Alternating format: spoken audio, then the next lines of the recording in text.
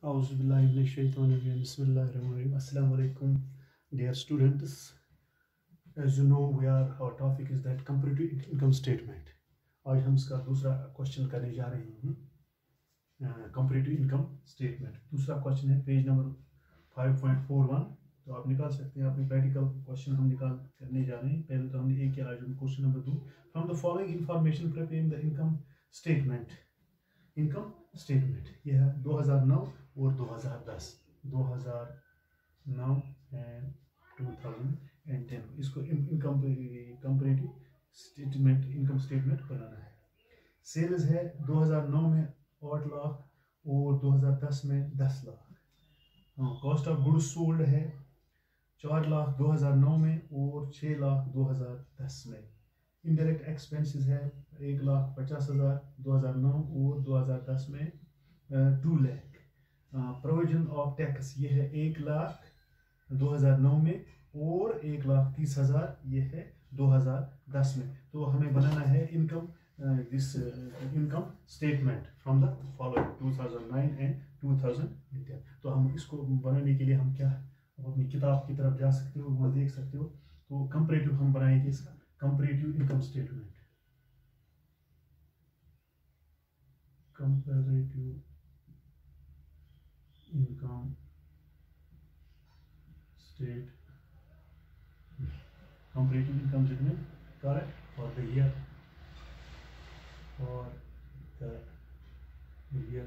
कौन सा है, for the year 2009 और 2010, indeed 2009 and 2010 हम पहले बनाएंगे। तो इसका फॉर्मेट तो आपको पता ही है, पहले क्वेश्चन में हमने बनाया था।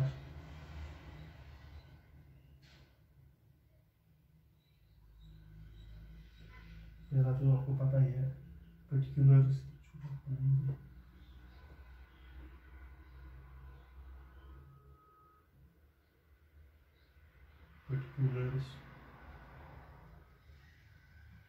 इसके बाद क्या है, पर्टिकुलर्स 2009 क्या है, रुपीज 2010 रुपीज। तो इसके बाद क्या बनाएंगे हम, एब्सोल्यूट चेंज,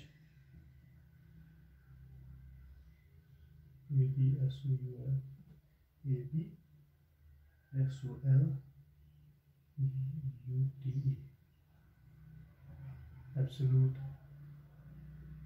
चेंज रुपीज। इसके बाद लास्ट है percentage change, percent change, percent change. क्या पर्टिकुलर 2009 रुपीज 2010। इसके बाद एब्सोल्यूट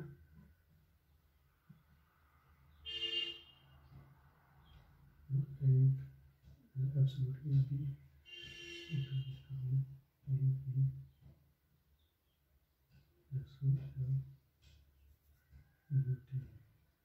एब्सोल्यूट चेंज रुपीज। तो 2010 2009। तो पहले हमने किया था सेल्स, पहले हम लिखेंगे सेल्स 2009 में कितना, 8 लाख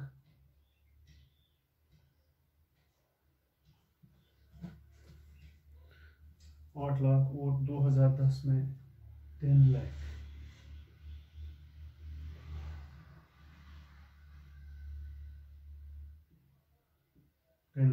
डिफरेंस क्या रहेगी, 10 में से 8 2 लाख। तो परसेंटेज चेंज अपना कैलकुलेटर निकाल लीजिए। Absolute change divide by previous years multiplied by 100, जैसे आपको पहले पता है। 2 लाख डिवाइड बाय 18 इंटू 100, वो कितना निकलेगा। तो आप निकाल सकते हैं, मैं निकाल कर रखा है, वो है 25%। 25%।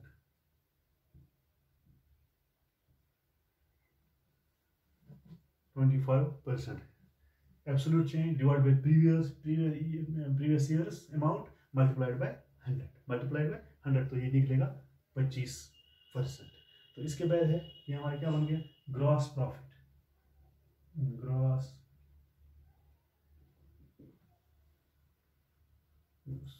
ग्रॉस इसके बाद ग्रॉस प्रॉफिट। सेल्स के बाद लेस क्या, कॉस्ट ऑफ गुड्स सोल्ड।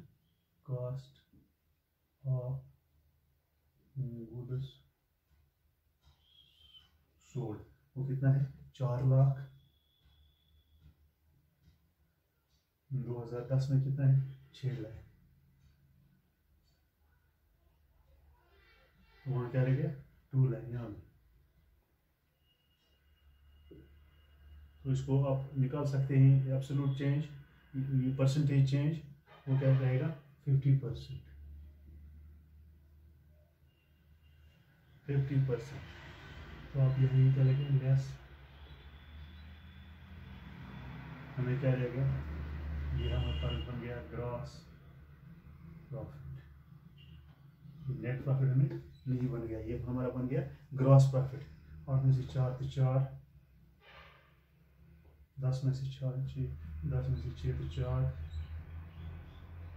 यहाँ जो नील है यहाँ भी नील है, ग्रॉस प्रॉफिट। ये हमारे पास क्या बन गया, ग्रॉस प्रॉफिट। तो अब हम इसको क्या करेंगे, इसमें लेस क्या करेंगे, इसमें इनडायरेक्ट एक्सपेंसेस। इनडायरेक्ट एक्सपेंस वो कितना है, 2009 में 1,50,000 और 2010 में कितना है, 2 लाख। 2010 में 2 लाख, तो कितना यहाँ बच गई, 50,000।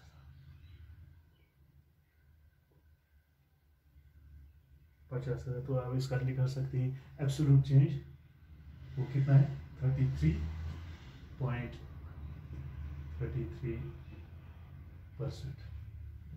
33%। तो इसके लिए ये क्या है, ये बन गया हमारा net profit before tax. Net profit before tax क्या बन गया हमारा,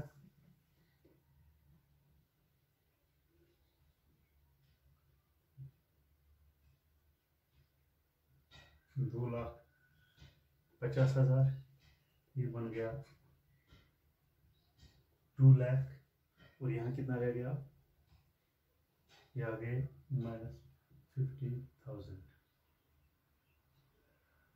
50 में से 2 लाख तो कितना बन गया, 2,50,000। तो यहाँ एब्सोल्यूट चेंज क्या आएगा, आप निकाल सकते हैं 50,000 divide by 2,50,000 into 100, that is 20%। 20% ये है नेट प्रॉफिट बिफोर टैक्स। तो अब हम करेंगे लेस क्या, provision for tax. Provision for tax तो कितना है, 2010 में 1 लाख, 2009 में 1 लाख और 2010 में 1,30,000। तो यहाँ कितना रह गया, 30,000। भैया 30,000। तो इसका परसेंट भी आएगा कितना, 30%।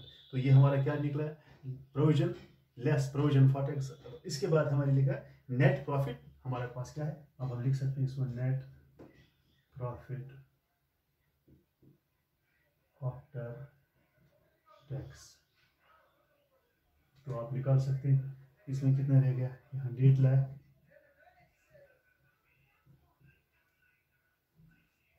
तो यहाँ कितना रह गया,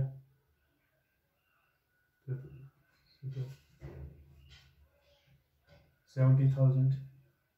तो यहाँ कितना रह गया, उन्होंने सब गया इसमें 80,000। और इसका परसेंटेज चेंज आप निकालो, इसका वो आएगा 53.33%। तो ये हमारा बन गया नेट प्रॉफिट आफ्टर टैक्स। तो ये हमारा जो बन गया income, this income statement, that means comparative income statement, comparative income statement. तो हम इस तरह से बना सकते हैं। ये क्वेश्चन नंबर 2 था, comparative income statement for the year ended 2009 and 2010। तो पहला हमारे पास सेल्स था 80,000, 8 लाख, यहाँ है 10 लाख। तो ये ऑलरेडी निकला हमें कितना, 2 लाख।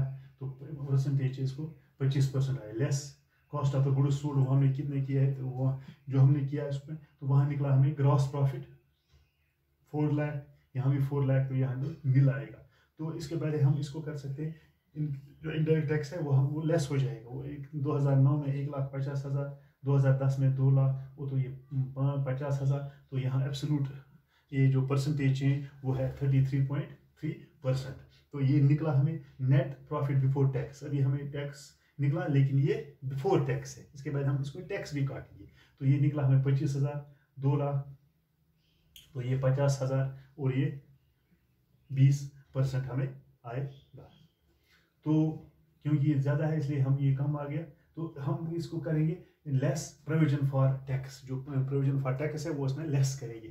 तो 1 लाख 2009 में और 2010 में 1,30,000, और एब्सोल्यूट चेंज वो कितना आएगा, 30,000। तो इसका परसेंटेज अगर हम निकालेंगे तो वो निकलेगा सीधा 30%।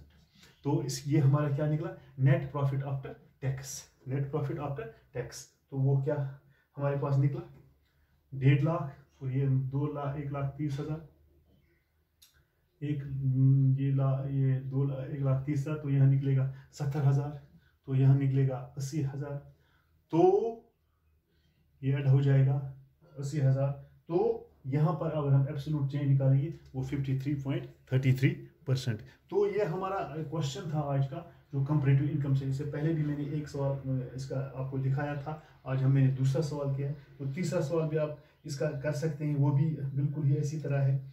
तो इनकम स्टेटमेंट वहाँ भी है 2009 और 2010 में। अगर आप किताब की तरफ देखो तो बहुत ही आसान है, आप इसको निकाल सकते हैं, आराम से आप निकाल सकते हैं। और भी कोशिश करो आप, और भी क्वेश्चन सॉल्व करने की। तो हम किस तरह से हम ये जो कंपैरेटिव इनकम स्टेटमेंट हम बना सकते हैं। उम्मीद है कि आपको ये आज का जो कंपैरेटिव इनकम स्टेटमेंट हमने बनाया, ये आपको अच्छी तरह से समझ आया होगा। एब्सोल्यूट चेंज हम किस तरह से निकाल सकते हैं, या परसेंटेज चेंज किस तरह से निकालते हैं। परसेंटेज चेंज निकाल सकते हैं कि absolute change divided by previous years amount into 100। तो हमें वहाँ निकलेगा परसेंटेज चेंज, या absolute change divided by previous years amount multiplied by 100। तो आप निकाल सकते हैं, आपके पास कैलकुलेटर होंगे तो आप आराम से इसको निकाल सकते हैं, परसेंटेज चेंज। तो ये हमारा निकला नेट प्रॉफिट आफ्टर टैक्स। ये हमें निकला कि हमारे पास 2009 में कितना था और 2010 में कितना हमें आएगा नेट प्रॉफिट आफ्टर टैक्स। तो इस तरह से हम ये कंपैरेटिव इनकम स्टेटमेंट बना सकते हैं। और भी इसमें क्वेश्चन दिए हैं, आप कोशिश करो इन सवालों को हल करने की। उम्मीद है कि आपको आज का ये जो क्वेश्चन है वो आपको अच्छी तरह से ज़हन नशीन हो गया हो। तो इसमें बहुत सारे और भी क्वेश्चन दिए हैं, तो बिल्कुल आपको इसी तरह से वो सॉल्व करने हैं, ताकि आप किसी भी एग्जाम में जाएं तो वहाँ आपको आसानी हो जाएगी कि हम किस तरह से कंपैरेटिव इनकम स्टेटमेंट बना सकते हैं। वहाँ आपके पास इस क्वेश्चन दिया होगा कि हम किस तरह से मेक या from the following prepare a comparative income statement from the following शून इन, that means for the year 2010 है या 2009 है, 2009, 2010, 2010, 2011। तो इस तरह से आप अच्छी तरीके से एक सवाल को सॉल्व करेंगे तो किस तरह से हम कंपैरेटिव इनकम स्टेटमेंट बना सकते हैं। मुझे उम्मीद है कि आपको आज का ये जो क्वेश्चन है वो समझ आया होगा। शुक्रिया।